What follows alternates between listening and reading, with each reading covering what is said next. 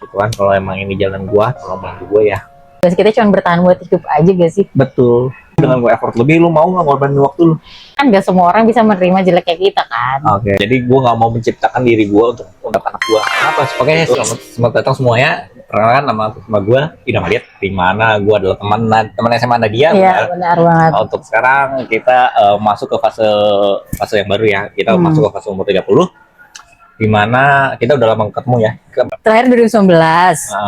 Terus sekarang lagi. Tapi kan itu pasti ada. Tapi pas 2019 kan kita masih umur 25-26 kan ya. Iya, kurang lebih ya. Ya kan, dan itu belum 30 kan. Jadi belum sharing-sharing yang deep banget ya kan. Ya sekarang gue yang nanya, sama lo dulu deh, gue nanya. Ya. Pandangan lo dulu pas zaman lo belum umur 30 ya. Kayak pas zaman lo kuliah atau pas zaman lo sekolah. Pandangan lo umur 30 tahun itu gimana? Pandangan gue umur 30. Oke. Gue nggak akan bicara, gue dulu tuh nggak punya cita-cita umur 30 sekian dan sekian. Jujur gue orang yang kayak YOLO lah ya. Hidup hari ini. Gimana umur 20 itu gue cuma pengen hahihi doang lah. Oke, belum ada pandangan apa, jadi apa gitu? Enggak, gue cuma kayak 20, gue dapat jajan dari orang tua, gue main sama teman gue hai, senang-senang, gue beli sesuatu yang gue pengen, misalnya gue mau beli mainan, beli game, Nah, setelah itu gue sebelum masuk 30 nih, gue pertama kali kerja umur 24-25 lah ya, kurang lebih. Jadi pertama kali kerja, gue cuma pengen anak laki-laki nih, gue pengen beli motor nih. Terus? Motor ninja kan, keren gitu. Masih umur 24-25 lah ya? Motor nih, terus gue mau kredit. Ternyata pas gue pikir-pikir, kok mahal ya? Kok ternyata gaji gue nggak cukup ya? Jangankan gue makan dari gaji gue. Gue nyentuh gaji gue pun berat ya. Kenapa gue bilang berat? Karena ya dengan gue bekerja, gue nggak dapat sokongan dari orang tua, ditambah lagi gue harus menghidupi adik gue yang baru mau masuk SMA, di mana saat itu uang gue udah habis tuh gaji gue tuh. Jangankan buat gue jajan, buat gue makan pun agak susah tuh. Akhirnya gue harus nge-grab. Oke, itu pas awal kerja? Awal pas kuliah? Awal gue kerja, akhirnya setiap pagi gue kerja sebagai orang pada umumnya, orang kantoran, officer. Setelah pulang kerja, ya untuk gue harus nge-Uber dulu, bukan nge-Grab, namanya Uber. Gue harus nge-Uber. Nah, pulang kerja itu dari duit Uber itu gue nggak ngomong, gue sehari itu cuman ngejar 3-4 trip. 4 trip itu bisa kurang lebih 100.000 lah ya. Satu trip itu 15-20.000. Ya 15-25. Nah, dari trip itu, uang itu baru bisa buat gue jajanin sama gue beli bensin. Jadi tuh gimana cara nggak nyentuh dari uang gaji gue seperti itu. Kayak gitu sih. Nah, pandangan gue umur 30 itu terkadang kalau dulu orang bilang, wah kalau dulu orang belum punya duit 100 juta pertama dalam umur 25, itu sih gila banget ya. Karena setiap orang fakta beda-beda, benar. Nah, dari Nadi sendiri gimana sih masuk umur 30-an gimana sih? Kalau di pandangan gue kan umur 30 itu, ya walaupun dulu gue mikirnya gue belum sejauh itu ya, gue nggak mikir gue bakal umur 30 karena gue ngerasa gue bakalan umur 15 tahun terus gitu kan.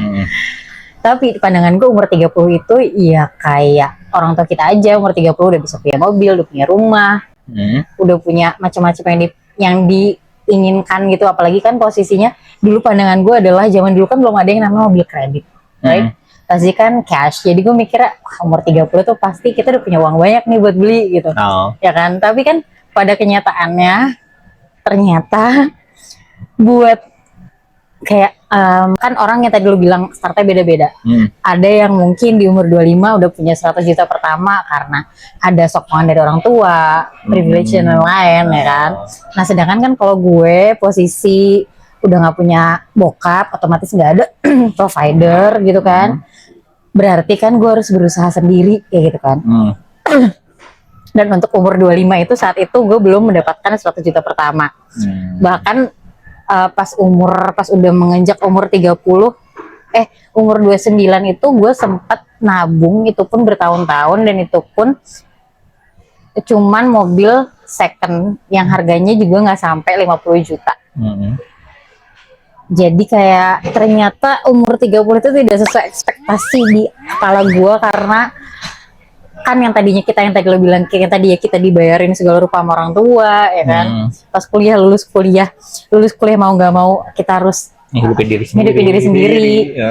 Ngidupin diri sendiri ditambah ada orang tua gue udah yang pensiun ya kan. Berarti gue harus mau gak mau sebagai anak pertama, kita anak pertama nih.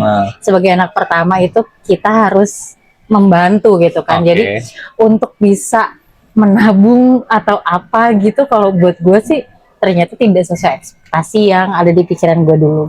Oh gitu. Nah sekarang apa sih target realistis di umur 30 Nadia sendiri? Target realistis sekarang kan gue 32 ya. Nah ya. Target realistis ya sebelum ke 30 menuju ke 40 nih. Apa di gambaran ini? Oh, kalau sebelum menuju 40 itu target gue adalah ya harus punya mobil sendiri.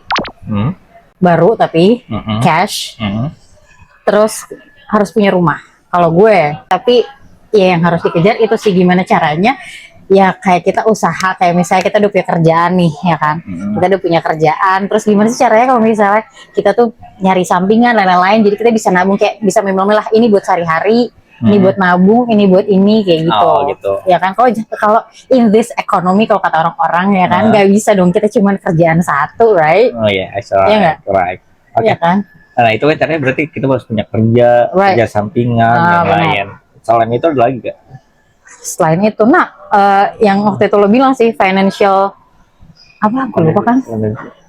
Namanya apa sih? Aku lupa. Flow, finansial. Oh iya, cash flow, financial cash flow. Iya, Walaupun gue sebenarnya sekarang belum menjalani ya. Kalau lo kan udah menjalani. Untuk sampai detik ini, kemarin gue udah sharing sama dia nih soal keuangan juga. Tapi gue belum bisa menjalani itu, belum bisa merealisasikan gitu loh. Oke. Jadi coba lo kasih tips ke orang-orang kayak gue yang berusaha pengen banget punya tabungan tapi cuman ngomong doang gitu. Gimana tuh caranya? Oke, gue bukan orang yang, gue disclaimer dulu ya. Duit gue juga nggak terlalu banyak, duit gue ya normal pada umumnya. Tapi gue intinya ketika gue datang itu sebagai PHK ataupun terdapat efisiensi, ya gue harus siap, gue harus siap nih.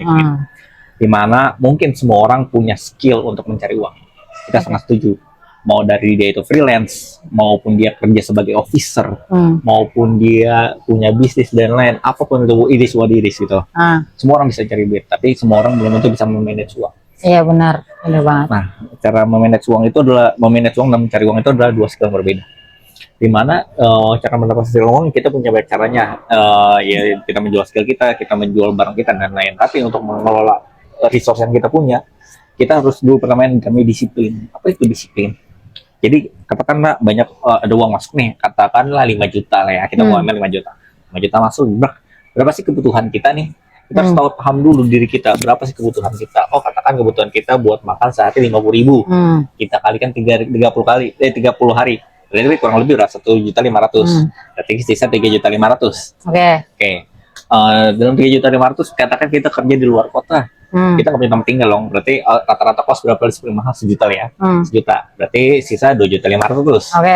Dari 2.500.000 berarti pasti dong kita yang namanya kerja udah capek-capek, kita masa nggak boleh entertain diri kita sih, tentu dong. Nah, kita sisihkan 500.000 untuk kita senang-senang. Kita mau ngopi cantik, kita mau beli baju bagus, atau kita mau beli handphone baru, kayak self reward gitulah ya. Self reward 500.000. Nah, sisa dari 2 juta ini, katakanlah oh ya orang tua gua di rumah mungkin nggak bisa makan atau nggak bisa bayar listrik, kita kirimin dia sejuta. Nah, sisa 1 juta. Nah, sisa 1 juta ini otomatis ya kalau bisa ya ini kita tabung. Kita tabung dulu. Mungkin dari 1 juta kita kalikan setahun berapa sih? 12 juta. Kita kali 5 tahun? 60 juta, belum nyampe cepet juga tuh. Belum.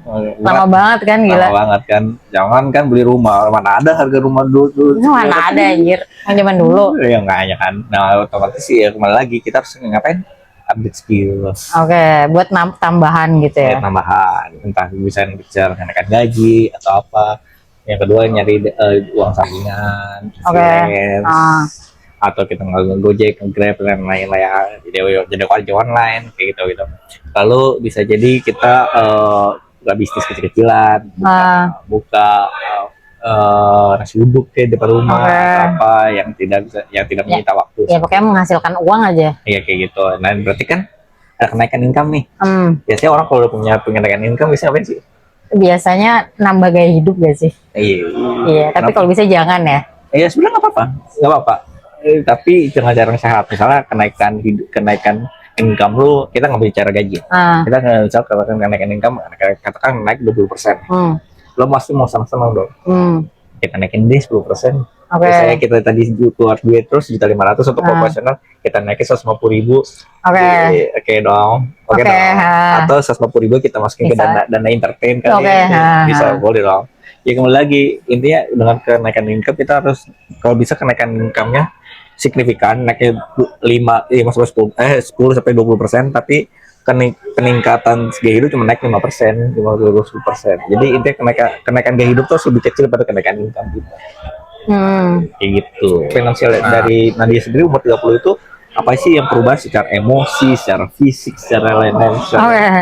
Kalau buat gue umur 30 itu kayak udah lebih bisa menghargai orang. Ya tapi gue nggak tahu sih ya apa semuanya kayak gitu, karena kan menurut lo ini gak sih kayak manusia itu berubah karena pengalaman. Ya nggak? Ya nggak sih? Jadi karena banyak hal yang di luar ekspektasi, banyak hal yang bikin gue gila, jadi kayak ini berarti gue harusnya jadi orang yang seperti ini. Berarti gue jadinya harus bisa menghargai orang, gue nggak judging dan macam-macam. Terus kayak soal emosional itu mungkin kalau kayak dulu gue tuh tololnya dalam arti soal perasaan gitu. Kayak misalnya sama cowok gue bener-bener bucin buat orang tolol gitu kan, kayak menyampingkan masa depan gue demi cowok gitu. Cuman kalau udah umur 30 tuh gue nggak ngerti ya, apa mungkin karena gue ngerasa gue sering disakitin apa gimana gitu ya. Jadinya kayak lebih ke kayak ya udah, lo kalau misalnya mau gini ya udah, gue nggak bakal mau ngikutin ini, lo apa enggak maksudnya. Jadi kayak gue nggak mau yang terlalu bela-belain. Jadi kayak orang ngeliatnya kayak dulu perasaan dia orangnya bucin banget deh, kok sekarang kayak lebih ke cuek, kayak bodo amat. Kayak yang kalau dulu kan gue bener-bener harus kayak nempel mulu gitu kan. Berdua gitu ya. Harus, ya nggak berdua juga mas. Dan terlalu mengikat. Ternyata banyak hal yang gue pelajarin. Ternyata semuanya tuh kita jangan terlalu bergantung sama orang, jangan terlalu mengikat orang, jangan terlalu kayak gitu kalau buat gue. Apalagi soal hubungan gitu, kayak jangan terlalu mengekang, jangan terlalu melarang. Kayak karena kalau buat gue sendiri, semakin kita menahan atau mengekang atau ya gitu deh pokoknya, kalau buat gue ternyata pasangan itu malah jadi nggak nyaman, terus akhirnya ya udah malah jadi gue yang ditinggal gitu. Jadi sekarang gue kayak ada prinsip kayak gue nggak mau ditinggal. Kalau emang lo udah nggak mau sama gue ya udah pergi aja. Kalau dulu kan gue lo udah nggak mau sama gue jangan gitu kan. Kalau sekarang gue kayak lebih mengikhlaskan. Dulu misalnya lo mau sama dia udah silakan, gue nggak mau, gue nggak peduli, gue juga bisa nyari lagi gitu. Kalau gue itu berarti ketika umur 20 masih labil tuh ya, masih sayang atau masih kayak wah emosi tuh kan, emosi banget kan, nggak sesuai dengan ekspektasi gue, lu goblok, lu bego. Bener. Nah kalau dari situ kan kita mulai mempelajari nih, ternyata kita nggak boleh bergantung dan lain-lain gitu kan. Kira-kira dari gue ya. Dari gue, kalau misalnya gue apa sih berubah? Yang pertama, mungkin kalau di 20 sama kayak lu ya, emosi gue lebih meledak. Benar. Ketika ada orang berargumen nggak sesuai dengan diri gue selalu bilang orang ini kayak bego ya. Iya, judging banget kan. Tapi sekarang ketika gue dari fase udah ketemu banyak orang, gue ketika ada orang yang beda pendapat sama gue selalu bertanya dengan dia, kenapa gitu ya mas ya? Kenapa gitu ya mbak ya? Jadi kayak lebih bisa menghargai. Gue bisa melihat dari sisi mereka. Mereka. Jadi gue nggak bisa bicara tentang satu sisi. Mungkin hari ini gue benar, besok bisa jadi argumen gue yang salah. Jadi intinya kita jadi kayak lebih berlapang dada. Betul, berlapang dada dan kita bisa melihat sisi orang lain. Terus yang kedua adalah biasanya gue mulai menyadari bahwa kalau hidup nggak sesuai ekspektasi, ya udah. Maksudnya dalam arti mungkin dulu gue bermimpi adalah gue harus beli mobil cash, gue harus beli rumah cash. Tapi ketika udah itu sudah terjadi dan gue harus berlapang dada kayak ya udah, gue nggak mungkin hari ini gue belum punya bisa mobil bagus. Hari ini gue belum, rumah gue masih ngontrak. Ya udahlah gitu. setidaknya gue masih bisa bernafas, setidaknya gue masih bisa makan, setidaknya gue bisa menabung. At least ketika gue kena PHK pun gue masih punya simpanan. Oke. Jadi gue nggak takut kalau misalnya sometimes gue kena PHK, entah mobil gue diambil karena gue gagal bayar kredit, rumah gue diambil gara-gara gagal bayar kredit. Setidaknya gue bisa tenang secara mental dan psikologis. Kita cuma bertahan buat hidup aja gak sih? Betul. Lebih kayak sekarang hidup tuh ya itu gak terlalu banyak mau gitu. Iya. Ya enggak? Betul. Punya mau itu bagus, cuman iya mau, bagus. Bagus, cuman kembali lagi kita harus sadar diri resource kita sampai mana nih, apa yang kita punya nih. Iya. Kalaupun kita mau mau beli mobil yang lebih bagus pun ya udah, kita harus effort lebih. Tapi dengan gue effort lebih, lu mau nggak ngorbanin waktu lu? Iya benar. Ya semuanya pokoknya apapun keputusan pasti ada yang dikorbankan gitu kan. Iya, itu ada namanya opportunity cost namanya. Oke. Ada sesuatu yang kita ingin capai, ada sesuatu yang kita harus bayar. Oke. Kita harus bayar. Nah, biasanya umur 30 ini kan kayak gue nih umur 30, sampai sekarang gue masih jomblo. Oke. Kita dari dua perspektif berbeda. Iya, oke, berdua perspektif beda. Ya, oke. Dari lu umur yang sudah menikah, umur 30-an, apa sih sudut pandang lu sekarang? Sudut pandang tentang apa nih? Tentang pernikahan itu bagaimana, percintaan itu gimana sih sekarang? Kalau di sisi gue, kalau tentang pernikahan itu adalah seni memaafkan setiap hari. Dan menikah itu bukan berarti kita bisa kayak di negeri dongeng yang happily ever after gitu. Karena pada kenyataannya adalah menikah itu adalah judulnya menambah masalah. Karena kan kayak satu dan satu kepala disatukan jadi menambah masalah gitu. Terus kayak lebih ke pernikahan itu complicated aja. Jadi kalau misalnya lo belum bisa buat berkomitmen sama satu orang, mendingan jangan dulu. Terus apalagi kayak banyak orang yang bilang menikah itu untuk punya anak. Kalau buat gue sendiri, ya bener kan? Nggak salah. Kalau buat gue sendiri, menikah itu bukan untuk punya anak doang. Punya anak itu bonus gitu kan. Karena kan kayak kita melahirkan manusia baru nih ke dunia, ya kan? Nggak mungkin dong kita ngasih ngepas-pasan. Terus kayak misalnya sebenarnya gue belum selesai sama diri gue sendiri, tapi gue kok malah menciptakan Tuhan sih. Maksud gue melahirkan anak manusia baru gitu, yang dia tuh juga nggak minta untuk dilahirkan, tapi masa iya sih gue belum selesai dengan diri gue sendiri, ntar malah gue lampiasin ke anak gue, gitu contohnya. Jadi apalagi kalau tentang percintaan ya, umur segini ini gak sih kayak kalau kayak dulu kan gue nyari cowok tuh yang penting yang ganteng gitu kan. Ganteng ya nggak kaya sih, kalau gue dulu cuma ganteng aja, terus pokoknya bikin baper gitu aja kan, yang jadi nyaman, bikin nyaman gitu kan. Tapi kan sekarang kayak lebih nyaman memang sampai sekarang sih. Bukan maksud gue kalau sekarang kan mungkin kayak lebih ke ya nggak harus ganteng lah, kayak nggak mau muluk, yang penting mau bareng-bareng kita terus gitu kan. Yang mau menerima jelek-jelek kayak gue gitu kan. Karena kan gak semua orang bisa menerima jelek kayak kita kan. Oke, kalau lo? Kalau gue dari sisi gue mungkin ini agak high quality jomblo. Enggak, mungkin ini akan kontroversi ya.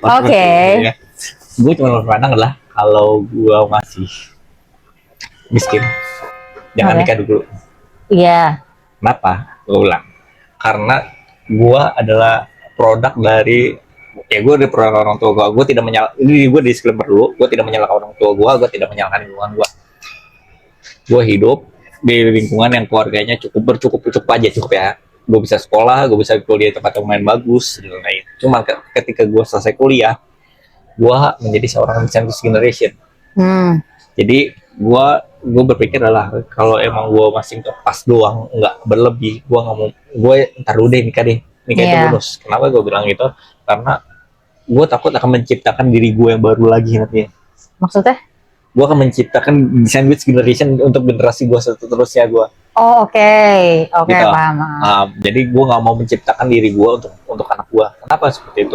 Kasian bro, dia udah kerja capek-capek, dia harus ngidupin gue. Harusnya kan ya buat diri dia sendiri gitu kan. At least gue nggak berharap anak gue harus sukses dan lain, enggak. Yang penting Ya dia punya gaji, dia punya kerja, Ya bisa hidup sendiri aja lah gitu hidup kan. sendiri aja gitu. Masalah gue Bertanggung jawab atas dirinya sendiri gitu kan. betul, masalah gue gimana ya urusan gue gitu. Ah, Makanya itu gue lagi siap mempersiapkan dana pensiun gue seperti itu sih. Kedua adalah dulu gue pengen namanya menikah, ya udah ya gue mungkin dengan adanya menikah gue akan mencoba meniti karir pas setelah awal menikah ya. oke. Cuman lama kelamaan akhirnya gue tertampar realita bahwa yang menikah itu nggak sesimpel I love you, aku sayang kamu dan Benar lain. banget. Complicated banget. Menikah itu kan lo bukan menikahi tentang lo sama pasangan lo doang. Menikah itu adalah lo menikahi satu keluarganya. Benar. Kalau emang gue harus nikah satu keluarganya, mungkin dulu keluarganya itu dia orang cewek berada atau cowok berada, tapi gue dari orang bawah tiba-tiba gue masuk ke circle dia. Ketika gue tidak bisa menghidupi dia, akhirnya gue dicap cowok gagal lah, suami gagal dan lain-lain. Padahal nggak seperti itu. Jadi sebelum gue memilih pasangan, gue harus menyetarakan diri gue dulu kayak gitu. Gue harus mengupgrade diri gue. Dari setelah itu barulah gue bisa mulai banyak pilihan nih, choice, mulai banyak pilihan wanita semuanya seperti apa kayak gitu. Jadi gue melihat percintaan itu sebelum lo memilih menyayangi orang lain atau menghidupi orang lain, lebih baik lo upgrade diri lo dulu dari secara spiritual, secara intelligence, secara emosi gue. Jadi gue mencoba mengupgrade tuh nantinya gue mendapatkan pasangan apa yang gue mau seperti itu. Oke, jadi ya tetap harus menyetarakan ya. Betul. Nah kalau bicara tentang apa biaya realistis sama materialistis adalah kalau dari versi gue ya. Dari versi gue adalah kalau misalnya materialistis itu adalah lu ingin di-provide. Oke. Tapi enggak. ketika lu ingin di-provide segalanya, tapi lu hanya memprovide sekiannya.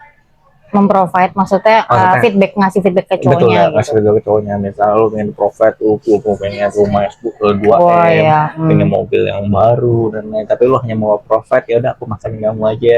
Oh ya udah ya, nanti kalau kamu sakit ntar aku urusin, tapi nggak seperti itu kan. Ya lu harus bisa setara nih.